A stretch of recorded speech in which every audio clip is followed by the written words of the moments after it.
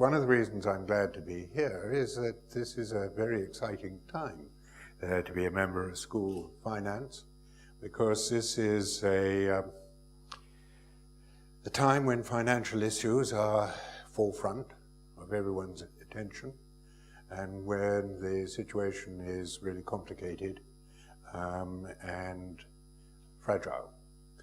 It is particularly so in the European context, where we are in the middle of an ongoing crisis, which began in 2007, 2008, has never really left us, and which is continuing now with a particular focus in Europe, with the travails of the periphery of the Eurozone.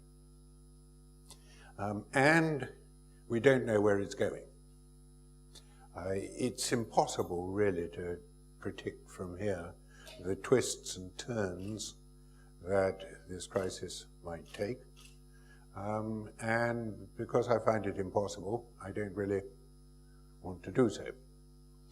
So what I want to do this afternoon, and in the paper that I've been provided, is to take as my starting point the fact that this crisis has been so severe and so widespread that whether or not the crisis is well resolved and doesn't get any worse, we get out of this, nevertheless I think that there will have to be a reconsideration of the European project, really from its foundations. We'll have to go back to the drawing board to think what kind of Europe we all hope to see in future. There are actually several views about what the long-run future of the Eurozone actually ought to be. There are those who feel that the present broad, wide Eurozone ought to be defended at all costs, if possible, and kept in being.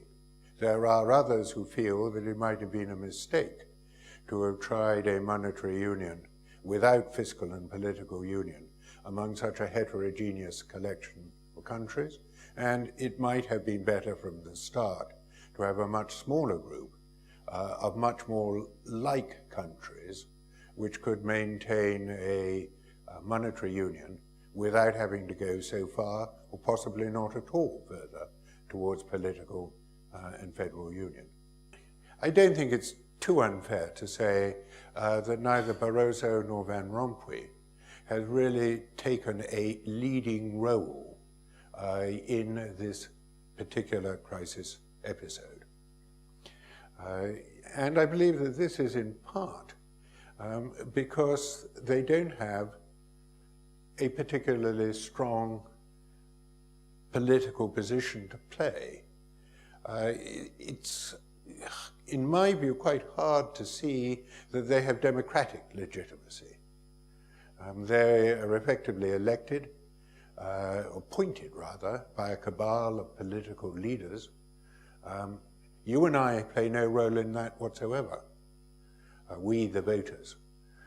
We have no more role in the appointment of Barroso or Van Rompuy than, for example, the people had in the arrival of a new king in a monarchy, or the appointment of a pope.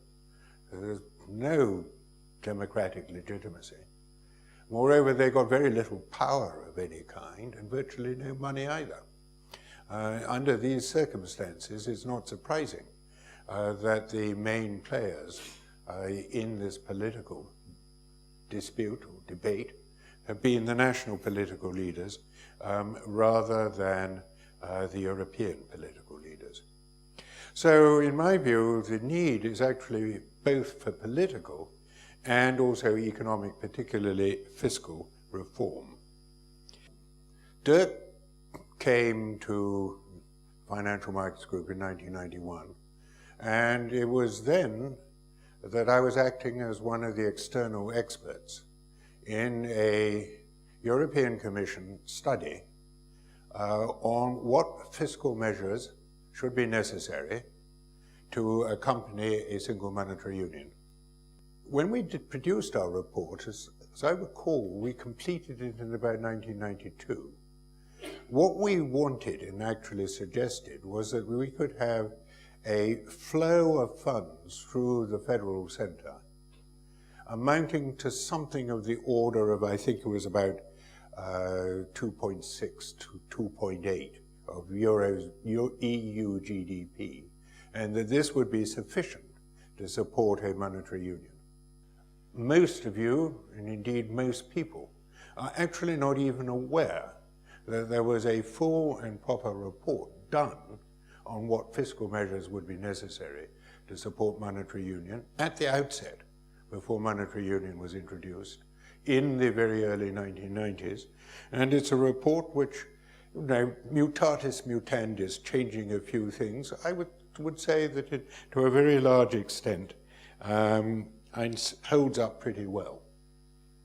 If there was a single measure that I think should be taken now to try and resolve the current European crisis most effectively, I would certainly follow Christine Lagarde and argue that the most important thing is not to worry that much about financing of governments, it's to worry about financing of banks, both within the peripheral countries and outside the countries. How do you strengthen banks, and how do you prevent a contagious banking crisis arising in part because of this interaction with a weakened government from bringing about a second major down leg? Well, and one of the ways of trying to do so is by increasing the equity ratios, and Basel III has gone a long way down this line, and I think it is important over time to do it. But there is, of course, a transitional problem, and a very difficult transitional problem, which is that if you want equity ratios to be increased now, at a time when banks are still very fragile, the equity market, the new market for new equity, really is not open to them. So if you want them to raise equity ratios at any speed, you're going to find deleveraging, and that's going to make the economic situation worse.